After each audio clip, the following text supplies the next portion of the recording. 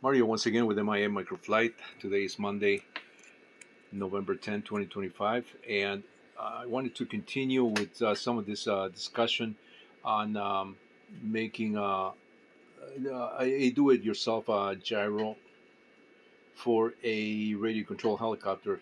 In my case, I want to implement um,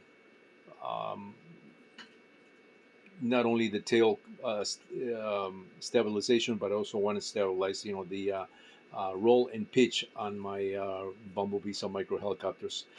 Um, to start, I think I'm going to go this route right here, which is this is just a setup, to do yaw stabilization via either a servo or a speed control. The signal is the same that is utilized, to control the servo um, output or the ESC output. In that case, that if it's tied to an electronic speed control that is driving a tail rotor as your torque compensation or torque anti-torque control for the radio control helicopter. So these are some of the schematics that I stumble on some of these websites that I have indicated here, howtomechatronics.com, and this other one, howtoelectronics.com. There's a few other ones that are out there, and there are people that have done this already. It's just finding the specific project that addresses, and specifically to radio control helicopters, to what I want to do. I mean, I just don't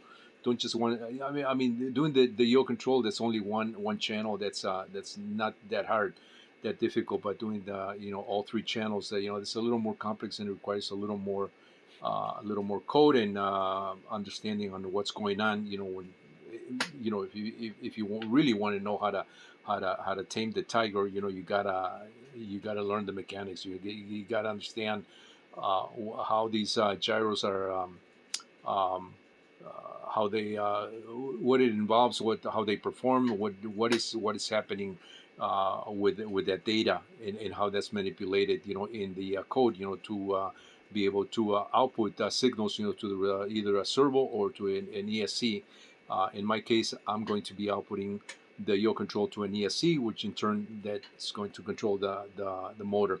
So these are two of the schematics that I came across, and there's probably more of these things. I mean, you can find these things easily once you know what you're looking for. This one uses the MPU 6050, which is a more typical gyro, six-axis gyro accelerometer board, and this one uses the BMI 160, which is apparently a much better system than this. So those are